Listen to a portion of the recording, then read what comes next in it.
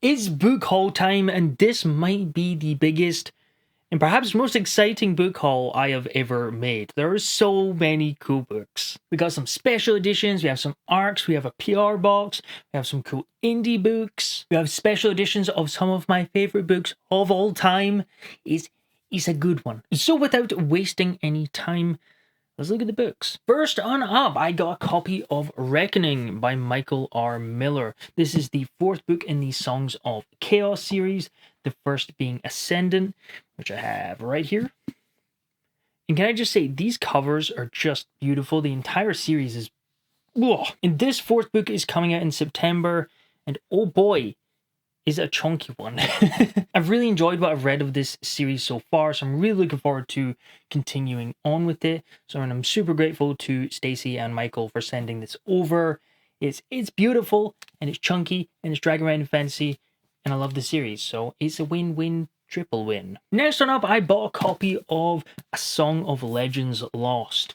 Now somehow I kind of missed this on my new release videos. It kind of went a wee bit under my radar.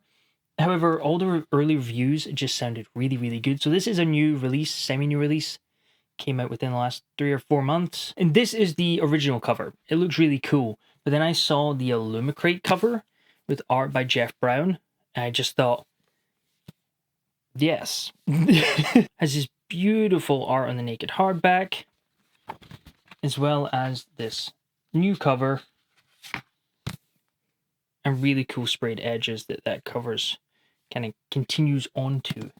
And one of the things that really got me about this one is the fact that it's compared to Final Fantasy. I have mentioned a couple times on this channel.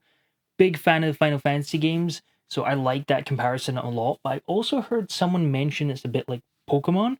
So I think there's this sort of, I don't know if this is related. I don't know if it's a animal companion or if it's some sort of spirit creature. But either way, I'm completely sold on all of those. So I'm really looking forward to reading this. And again, early reviews were really, really good. So I knew I had to give it a shot. Next on up, I got a copy of The Murdered Son by Christopher Rocchio. Now this is from Underwriter Books. This book has such a cool backstory. So the idea behind this book is it is Empire of Silence, the first book in the Sun Eater series before Empire of Silence. So this was kind of Christopher Rocchio's first attempt at starting the Sun Eater saga. So it's a bit like Brandon Sanderson's Way of Kings Prime. That was the book he wrote before Way of Kings, and then he scrapped it and restarted it to make Way of Kings as we know it is today. The Murdered Son is very much that with Empire of Silence.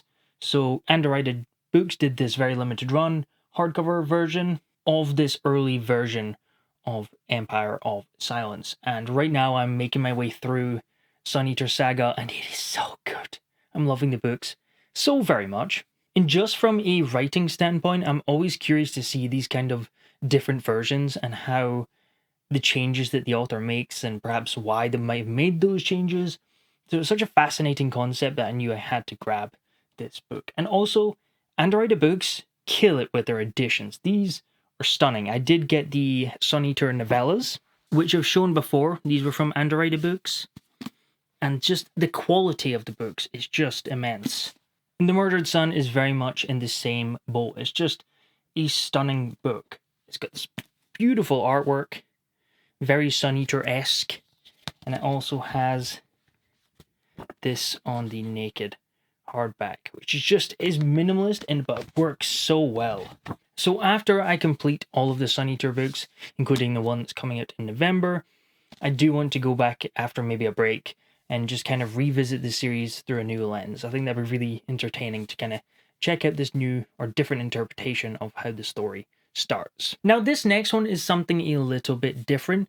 It's kind of a digital thing for a haul because this video is sponsored by Podium, because the 5th book in the Convergence series released on August 5th called Desperate Measures, and Podium produced some amazing audiobooks. I was really excited about checking this series out. It's an urban fantasy with this wizard that has a gun because it's kind of modern day. As the main character, Kaz is a wizard that carries a Glock, has a talking dog, and drives a beat-up old truck. In Duke, the dog is inhabited by this 3,000-year-old spirit, That alone sold me on the series. It just sounds really cool. And he's on the run from these people who are trying to kill him, and he's also trying to stop the world of magic colliding with the real world again. I've already started the first book, Convergence, on audiobook, and it is awesome. It's one of those series that I think will be very addictive, so I'm really glad that the 5th book just released.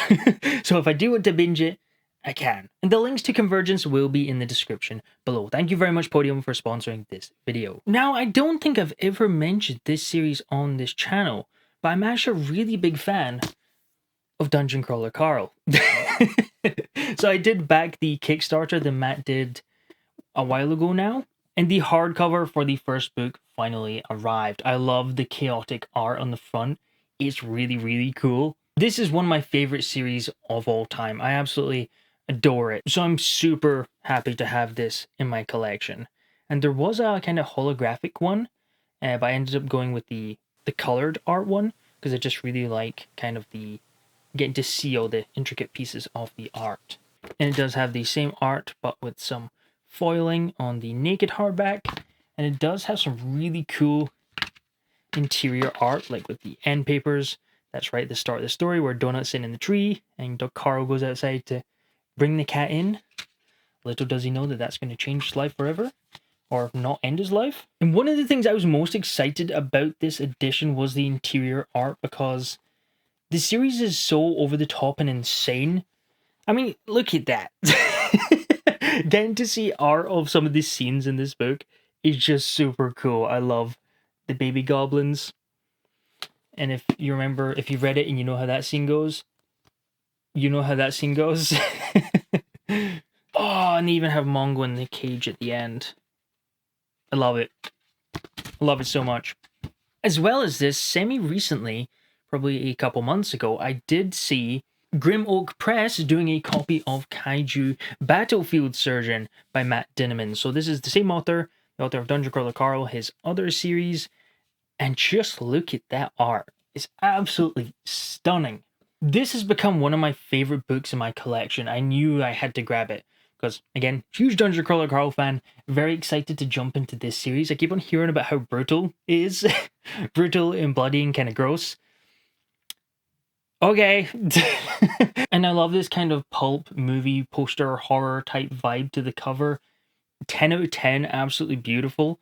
And it does have the old art from the paperback on the sprayed edges as well as on the naked hardback. Super cool. So the second this came through the door, I kind of just wanted to skim the first page and kind of get a feel for how the tone is in comparison to Dungeon Crawler Carl. And I ended up reading the entire first chapter because I couldn't put it down. So I have a feeling this is going to be just as addictive as Dungeon Crawler Carl. I believe it's a standalone as well. I don't think there's a sequel yet. Or even if there is going to be a sequel. And I do like a good standalone in fantasy / sci-fi. Next on up, we have this mysterious box, which I have already opened. It is a parcel from Bloomsbury Publishing with this beautiful Firebird on the front. Super, super cool. So I thought we could open it together, even though I've kind of had a bit of a sneak peek already. I don't really get PR boxes, so this is really, really cool. I love that they have like the design on the box itself. So inside we have the book Dawn of the Firebird, releasing December of this year. Book 1 in a stunning epic fantasy trilogy by an unmissable new voice in the genre. I don't know if they just heard me talking about phoenixes and went, there we go, it's a Firebird, not a phoenix, but it's similar enough that I'm happy about it. So I'm really looking forward to checking this one out. The book is absolutely stunning. I love the artwork. Beautiful illustration. We follow a discarded daughter of an emperor who is raised by her mother's nomadic tribe, and then this heavenly magic awakens within her. And because of this, she is welcomed back into her father's court as this weapon. That sounds really cool. Awesome.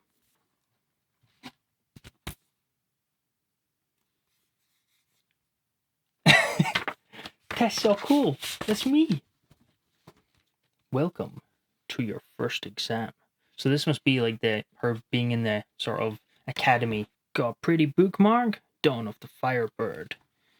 Got this really cool art card. I really like the art on that. That's really cool. Oh, nice. Feather pen. Firebird. I like it. Ah, I was wondering why the box smells so nice. It's because there's sandalwood incense burner in here. With the bit of wood to put the incense on. Super cool. This is so cool. Thank you so much, Bloomsbury Publishing, for sending this over. I'm very excited to give it a read. Next up, my good friend Callum Lott sent me his books Aroma and a Durge for Cassius. And I just want to say, how beautiful are these covers? Callum is some of the most standout covers in fantasy right now. They really are just... I was going to say one of a kind, but there's two of them, so two of a kind. These are sort of dark sci-fantasy books. This is an sci-fantasy epic, whereas Aroma has a Western-styled narrative. What's really cool is both of the artwork are on the naked hardbacks. Aroma, which just also has really sick artwork. Love it. Arcoma's a pretty short book, so that might be a good one to fit in to some of the chunkier reads that I have going this year. And Durge for Cassius, if you grab this on Broken Binding, it will come with interior illustrations, which is really cool. And the interior illustrations are beautiful. They're really, really cool. So if you're going to grab it, that's where to grab it. Oh, and if you use code FUL15, you'll knock off 15%. Next one up, Grimdark Magazine / Broken Binding sent over a copy of Calan Gain. This is a novella that Grimdark Magazine are publishing. And this just sounds absolutely insane. This came out July 28th, and it sounds absolutely insane. They worded it as this dark, cozy sci-fantasy with these bubble universes and cooking. I think it all revolves around this sort of cooking aspect, which just sounds fascinating. 15 prisoners, 1 prize, only 1 survivor allowed. By the time this goes up, I might have already read this because I'm planning on reading it very, very soon. A wayward culinarian investigates the wrong secret and finds himself dropped on the strangest and most dangerous planet in the multiverse. He's here alongside murderers, exiles, and adrenaline seekers to participate in a battle royale race, forced to hunt for an eons buried mystery or die trying. The prize? Being allowed to live. Just sounds so cool and unique. I love it. Also, if you've been following the channel for a little while, you'll know I really, really enjoyed the Silver Blood Promise. So James very kindly sent me an arc of the Black Fire Blade, the sequel to the Silver Blood Promise. Now, this is releasing in November, and oh boy, am I amped to continue this. First of all, how stunning is that art? Just absolutely beautiful. Definitely going to end up getting the hardcover when it comes out, but I cannot wait to read this. Silverblood Promise just kind of does everything I really enjoy about fantasy. I love the main character, I love the banter, I love the side characters. The pacing and the writing was solid. Had this really cool sort of artifacts, this sort of lost civilization aspect. This kind of only touched on a bit in the first book that I am hoping we're going to go more into with the sequels. I'm really hoping we're getting more of that because that would be a ton of fun. But I'm just really looking forward to hanging out with Lucan and Flea again. So yes, this will be one that I'll be picking up very soon as well. Again, this might be one that I have already started by the time this video goes out. Next one up, I got the Broken Binding edition of Angie Kills a King. The beautiful edition from Broken Binding does have the sprayed edge with kind of a part of the main cover, which is really, really cool. It really is a standout cover. I do really like the use of colors. This sort of green to yellow is not something you see that often. I did talk about this book in the new release video for that month, and it just stuck out as something I do really want to check out and read. It also is relatively short, so it's another good one to kind of fit in the TBR between some of the longer reads, especially because I'm reading Sun Eater this year. Sometimes it's nice to read some shorter books between the behemoths that are the Sun Eater saga books. However, loving Sun Eater Saga. I'm also a big fan of Evan. I think Evan's really cool. I like his stuff over on Instagram. He just seems really down to earth, and I like following him and listening to him talk about books. So definitely want to check out his stuff because he seems really knowledgeable and just seems to have very good taste. So I think I'll really enjoy this when I get around to it. Next one up, I got the Broken Binding edition of Mickey 7 by Edward Ashton. Now, I love the chaos of the art on this. It really does seem to capture kind of the comedy and sort of the craziness of this story. I like the sprayed edge as well. I really want to read this before I watch the film. I'm a huge Bong Joon-ho fan, who is the director of the movie. I love his Memories of Murder and also Parasite, which is huge. Both amazing films, so I'm very excited to check out. I think they call it Mickey 13 or something. It's not Mickey 7, which I am assuming there might be a narrative reason for the adaptation to have a different title. Mickey 17 rather than Mickey 7. Don't know why. I've not watched it yet. There might be a reason, but I'm very excited to read this first before I get into the film. And yeah, the edition is just absolutely stunning. I'm really picky with sci-fi covers. A lot of them can be very minimalist and basic and uninteresting.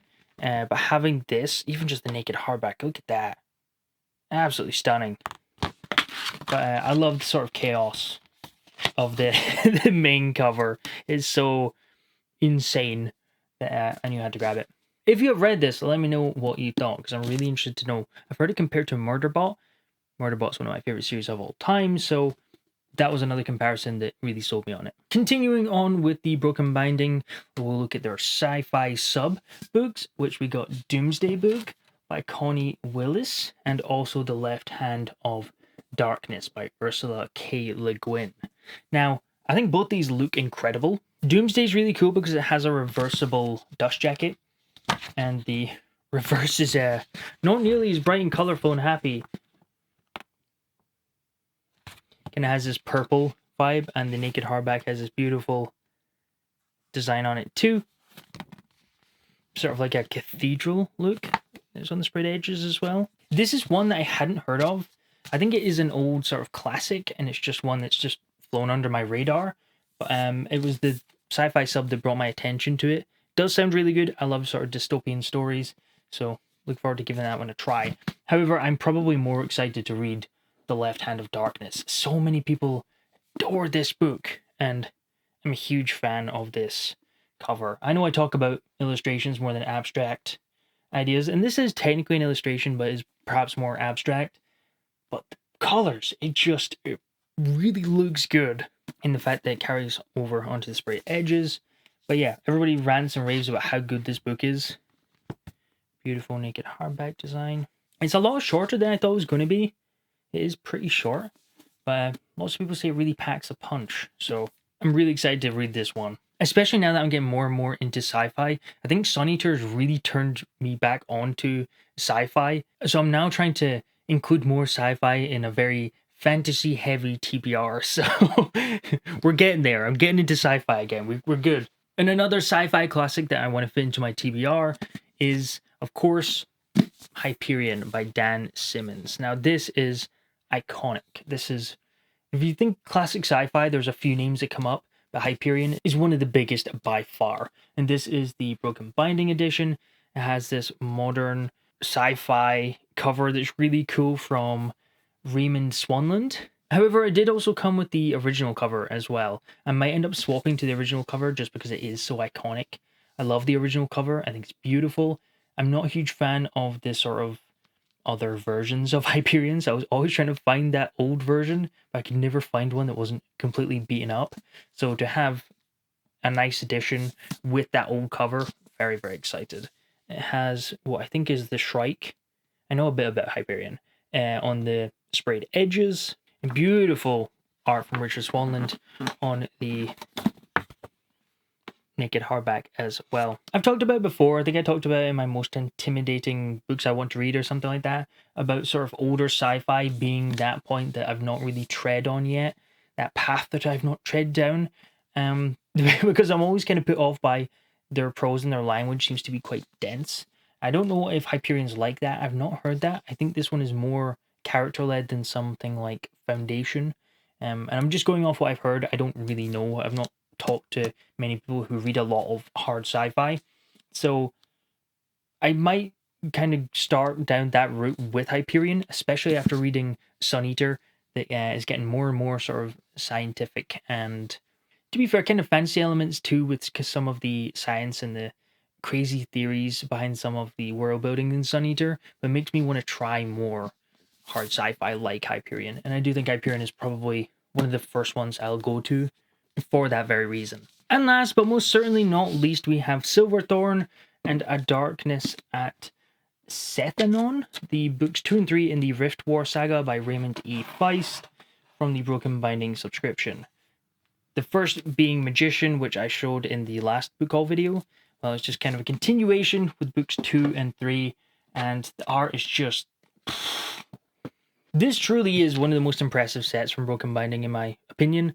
Not only is the cover art by Jeff Brown just stunning, but the naked hardback art is beautiful as well. I mean, if we look at the dragon on Magician, got that sort of magic chaos that goes over onto the sprayed edges as well. And one of the reasons, I don't really talk about it, but one of the reasons why I really like sort of illustration-based art like this is because I like to think about the scene behind it.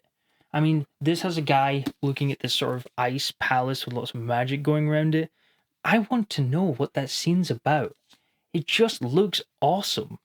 And this absolutely terrifying creature on the naked hardback looks like something you'd find in Elden Ring.